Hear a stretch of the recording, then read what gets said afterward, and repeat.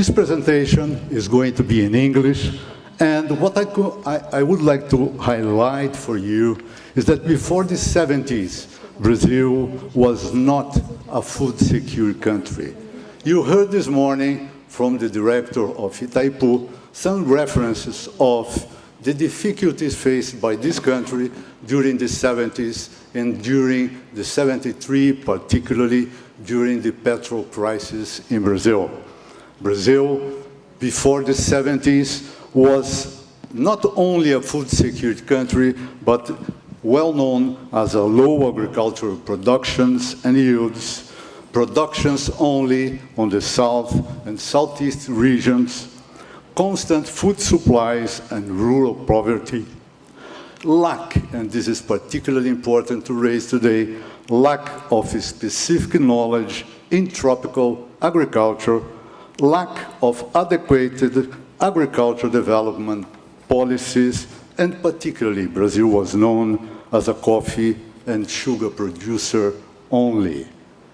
After that, and if this is working, in 43 years, Brazil became one of the largest agricultural producers in the world.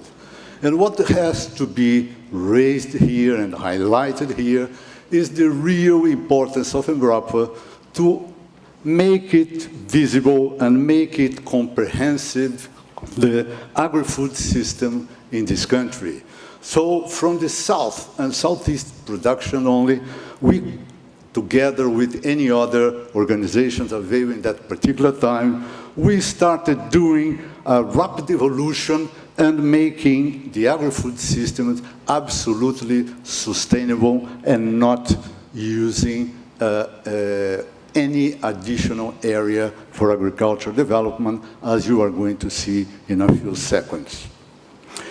There are some key drivers of agricultural innovation in Brazil, and the most important one is that no model was used to copy. EMBRAPA was created in 1973, and one of the biggest political decisions made in that particular time was to send all agriculture, or the recently hired agricultural research professionals, to develop a post-graduation courses either in the United States or Europe, or looking at well-developed countries were doing with the agricultural development. And what we decided to see and what we concluded at the end is that when we were trying to adjust the technologies from different parts of the world to Brazil, the results so far were not visible. So we decided to create a new model which was based on the development of a science-based tropical agriculture model in Brazil. And you are going to see that Brazil was, since that time, and particularly today, is one of the few countries that can say that that master the agricultural tropical or the tropical agriculture in the world. Some other key drivers of agricultural innovation in Brazil are extremely remarkable to highlight to you too. The first one was the government and the Brazilian society commitment and public policies. Second one was the development of a modern innovation infrastructure based on modern laboratories where the international cooperation for this country and EMBRAPA in particular were extremely visible. Availability of basic infrastructure, landscape suitable for mechanization, which is absolutely different from regions with a different landscape, and one particularly important factor that was the entrepreneurships of farmers. The Brazilian agriculture is what it is today based on the entrepreneurship of Brazilian farmers. Institutional building. Since the creation of the 70s and 73, EMBRAPA became a participant of a large research and education system in Brazil where we can highlight for you the 23 state agricultural research centers widespread in this country. We had, and we have already, a federal network of professional education comprised of 70 agricultural universities, and you have EMBRAPA. Since 1973, EMBRAPA created 48 dedicated national research centers that we are going to mention in a few seconds. But from all of this, the only real point to be raised here, to be highlighted here, is the importance of the private sector. And you have some representatives of the private sector here, particularly from Campo, which is, how can I say, a multinational company between Brazil and Japan, where they were extremely proactive in terms of supplying technologies and technical assistance, mainly in farm inputs and food processing. Tomorrow, you are going to have a speech from the executive director of the Brazilian Agribusiness Association, who is also raised the important aspects of the importance of the private sector. EMBRAPA. EMBRAPA per se, and very quickly in terms of what EMBRAPA is. EMBRAPA is an organization with close to 10,000 employees, total scientists around 2,500. From these, 2,200 with PhD and postdoctoral level, and with a budget, it depends on the exchange rate of the moment, but it is a budget, an annual budget, around $1 billion US. It has 48 centers and services, and some operations in the United States, in Europe, Asia, Africa, and Latin America.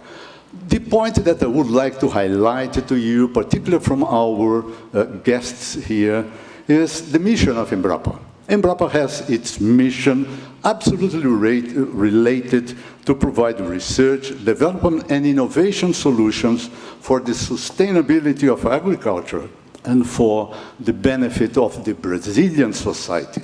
This is an aspect that I would like to highlight and to discuss with you further in terms of who are the real focus of this organization, which are extremely related to the Brazilian society. But we have a vision, and this is not a brand new vision. It's a vision that we are trying to implement since a long time ago in terms of having EMBRAPA as a world reference in the generation and supply of information, knowledge, and technologies, thus contributing to innovation and sustainability in agriculture and food supply. When we are talking about food security, as I mentioned in the beginning, EMBRAPA is fully involved in the area of food security in this country, particularly in terms of research and development in food, nutrition, and health. And when we are talking about biofortified foods, etc., where EMBRAPA is fully committed with international organization as well, we are going to see that there are a large interface of EMBRAPA with other areas of knowledge in Brazil and outside Brazil. I have two examples here in order to show you very quickly. One, in terms of obtaining medicines from biotechnology, such as biofactors that produce protein for combating AIDS from genetically modified soybeans. And the second one, the functional foods, which helps to prevent and combat disease. That is the last frontier we use to call the last frontier of the Brazilian agriculture, is the integrated crop livestock and forestry in terms of not enlarging the area being cultivated in this country, but instead of this, to have three different economic activities in the same area in terms of improving and increasing the profitability of the business. This is a network which is comprised by EMBRAPA and a series of cooperatives and private organizations, national and international, with a potential network to integrate up to 50 companies and raise around $10 million US for the promotion of integrated systems. However, when we are talking about the technology, we are talking about productivity. as Banjo just mentioned in terms of increasing of production per area, this is not the point. The point is how to have land savings and to have the increased productivity. Here in this graph, you are going to see, just in the bottom, in red, you are going to see cultivated area twice a year in millions of hectares. You are going to see that in 1976 was extremely low and continued low and started to increase a little bit since the year 2002, 2003, so less than 2 years. This is going to change now with the integrated crop livestock forestry, and you are going to see that this in the future is going to really increase. You are going to see also in this graph in green is the land occupation. Since 1976 up to now, you have only an increase in 12 million hectares. But what you have to see here is the increase in production and the increase in productivity. And what you are going to see is that in average, the productivity in 1976 was around 1.4 tons per hectare, and nowadays is 4.5 tons per hectare. It means, in terms of land savings, to produce today the same amount of grains with the productivity of 1976, it would be necessary 3.3 times more land for cultivation than it is used today. It means an addition to 156 million hectares, which are not the case. Based on that, we have some also relevant results to show you since 1973, where Brazil was well known as coffee and sugar producer, and now is a country with a very large production in several items, and it's contributing to our GDP and contributing to help the world in terms of food security.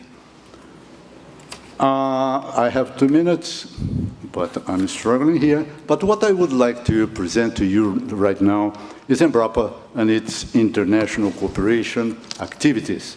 EMBRAPA abroad. EMBRAPA is located, particularly you are going to see in 2 different colors.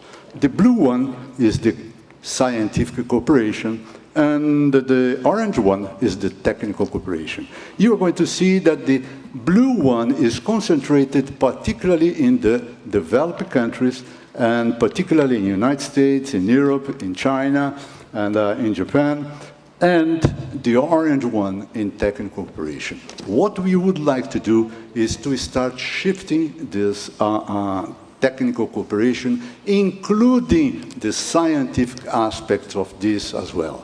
Our evaluation of our last 20 or 30 years in terms of cooperation, in international cooperation, is that technical cooperation is okay, but it's not the key to solve the problems at regional and national level. So what I'm saying here is that EMBRAPA is extremely keen to discuss with yourselves the question of scientific cooperation as well. Technical cooperation in numbers. We have in 2016 to July 16, we had in implementation 20 technical cooperation projects with Africa, Asia, Latin America, and Caribbean. We have 55 research projects in 13 African countries and 8 Latin American and Caribbean countries through the Agricultural Innovation Marketplace initiative that was raised here by Farah. We have 9 structuring technical cooperation projects with Africa and Latin America, and 10 projects under negotiation with ABC and Foreign Affairs. However, when we are talking about Brazil and Africa, we are mentioning similar changes to agricultural development, particularly in terms of the world distribution of soils. When you watch this map here, you are going to see the acid soils, which are close to 85% between the 2 regions. You are going to see the red here and the red in Africa as well. You are going to see the saline in Brazil and in Africa as well. It means that if we can have a scientific development between Brazil and Africa together, we are going to change completely the situation in Africa as well. This is something that was mentioned this morning in terms of Cerrado's savanna, the parallels between 13 and 17. As you can see here in Brazil, you have the Cerrados, and when you continue this area in the parallel 13 and 17, you are going to see that the same Cerrado here we have in Africa, particularly in Mozambique, in Pro-Savannah project. This is the name of this project, is the corridor of Port of Nacala, 14 million hectares. And we, after close to 6, 7, 8 years of implementation action there, we realize that although we have similar biomes, we have similar challenges, new learning opportunities are there. Or in other words, it's not a question of taking technologies from the shelves and implementing Africa. It is a question of developing both together. Here are some technical cooperation by demand of ABC, particularly in terms of adapting cultivars to African environment, and also a regional project named Cotton 4, where the ambassador already mentioned to you the results of this. The Cotton 4 had all these development goals, and particularly the achievements, which I would like to highlight to you, that it's not working properly. As the main achievements, we had close to 425 researchers and extension workers trained here in Brazil and there as well. We have in Mali one extremely important experimental station revitalized. We had enhanced capacity for collection, storage, preservation, and multiplication of cotton genetic resources. At the end, with this project, we had some results so far to present, but we would like to go further.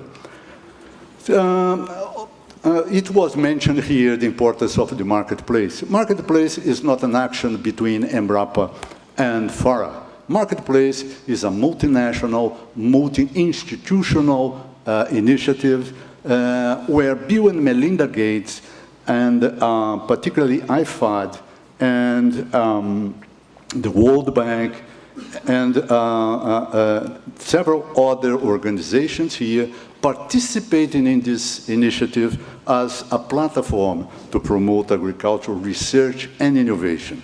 So far, we have a lot of results to present to you, particularly when we are presenting here percentage by countries. We have 12 countries where the results are more visible, with 52 projects, particularly in all those countries that you are seeing behind me here, and with a strong participation of Ethiopia, Ghana, Uganda, Kenya, etc. So it is a program that we are interested in building on the successes of the marketplace, and that is the initiative named MBOSS, which is building on the successes of the marketplace. General goal is to improve the use of innovation, no longer going to be a peer-to-peer collaboration, but an institutional strengthening and development collaboration, whose objectives are to contribute to the development and sustainability of production systems, to encourage long-term institutional cooperation. We are very much so connected with the trying to be more cooperative in terms of long-term institutional cooperation and building on the successes of the former program, to encourage the dissemination and adaptation of products technology, and having this program as another step towards being more and more collaborative with African countries. However, we have some challenges in the future, and I'm just finishing my presentation. Brazil can help Africa face the challenges ahead, enhancing its capacity of food production and food producer and supplier, consolidating capacity in conservation, agriculture, and sustainable intensification. Here again is the question of the integrated crop livestock forestry system, sharing knowledge and experiences in tropical agricultural system, and